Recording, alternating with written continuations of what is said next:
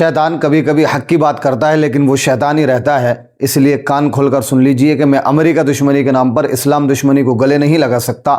حق وہی ہے جو قال اللہ اور قال الرسول کے مطابق ہو۔ جو شخص ایک ہاتھ سے اسرائیل کو پتھر مارے اور دوسرے ہاتھ سے میرے بھائی سنی مسلمان کے گلے پر چھری چلائے اور میری مقدس ہستیوں کی توہین کرے، وہ میرا مجاہد نہیں بلکہ میرا منافق دشمن ہے۔ اور منافق دشمن وہ ہے جو زبان سے تو قبلہ اول فلسطین کی آزادی کا دعویٰ کرے لیکن اس کے ہاتھ میرے کلمہ گو بھائیوں کے خون سے رنگے ہوں اور اس کی زبان میرے صحابہ کی توہین سے ناپاک ہو۔ ایسا شخص اسلام کا سپاہی نہیں بلکہ امت کا غدار ہے۔ لہذا یہ اینٹی امریکہ والا جواز ایک ذہنی غلامی ہے جس کا واضح مطلب یہ ہے کہ ہم نے اپنا قبلہ اور معیار حق اور اللہ اور اس کے رسول صلی اللہ علیہ وسلم کے بجائے امریکہ کی مخالفت کو بنا لیا ہے، اور ایسا کرنے والوں پر تف ہے۔ ہمارے نزدیک یہ تقسیم مال کی لڑائی ہے، وہ آپس میں صرف اس لیے لڑتے ہیں کہ اس خطے کے وسائل پر قبضہ کس کا ہوگا، بس۔ اگلی بات، سلف صالحین کے دور میں جب کوئی بدعتی یا ظالم حکمراں مرتا تو وہ اللہ کا شکر ادا کرتے تھے کیونکہ اس کے شر سے زمین پاک ہو جاتی تھی۔ ہم اسی روایت کے امین ہیں اور ہم بھی شکر ادا کرتے ہیں۔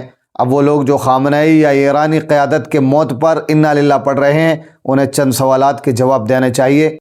کیا اہل سنت والجماعت کا متفق عقیدہ نہیں ہے کہ عقیدے کی بنیاد پر دوستی اور دشمنی ہونی چاہیے؟ کیا ہمارا اسلام ہمیں یہ سکھاتا ہے کہ ہم اپنے بھائیوں کے قاتل کو صرف اس لیے ہیرو مان لیں کیونکہ وہ ہمارے ایک بڑے دشمن کو گالی دے رہا ہے؟ اگر کوئی شخص آپ کے باپ کو گالیاں دے لیکن آپ کے دشمن کو مارے تو کیا آپ اسے اپنا بھائی تسلیم کر لیں گے؟ ہرگز نہیں۔ تو پھر ان ہستیوں کی حرمت کا کیا جن کے صدقے ہمیں دین ملا؟ اگر امریکہ ایک شر ہے تو صحابہ کے دشمن شام کے معصوموں کے قاتل اور امت میں تفرقہ ڈالنے والے دوسرا بڑا شر ہیں۔ کیا ہم ایک آگ کو بجھانے کے لیے دوسری ایسی آگ کا سہارا لیں گے جو ہمارے ایمان کی بنیادوں کے عقیدوں کو جلا دے؟ کیا آپ ان مظلوم شامی اور عراقی بچوں کو بھول گئے جن کے خون سے ان کے ہاتھ رنگے ہیں؟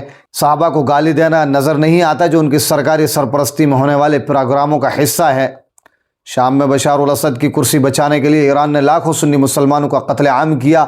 کیا ان مظلوموں کا خون اتنا سستا ہے کہ صرف ایک اینٹی امریکہ نعرے کی نظر کر دیا جائے؟ عراق میں امریکہ حملے کے بعد وہاں کے سنیوں پر جو مظالم ڈھائے گئے اس میں کس کا ہاتھ تھا؟ پچھلے 20 سالوں میں ایران کے اینٹی امریکہ نعروں نے کتنے یہودی آباد کاروں کو نکالا؟ صفر۔ لیکن ان نعروں کی آڑ میں کتنی سنی شہر حلب، موصل، ادلب، صنعاء کھنڈر بنے؟ لاکھوں۔ یہ کیسے ممکن ہے کہ آپ ان ہستیوں سے نفرت کریں جنہوں نے بیت المقدس کو پہلی بار فتح کیا، عمر فاروق رضی اللہ عنہ، اور پھر آپ یہ دعویٰ کریں کہ آپ بیت المقدس کو دوبارہ فتح کریں گے؟ بتائیے، یہ ایک تاریخی اور جغرافیائی حقیقت نہیں ہے کہ اسرائیل کے بعد مشرق وسطیٰ میں یہودیوں کی سب سے بڑی تعداد ایران میں مقیم ہے؟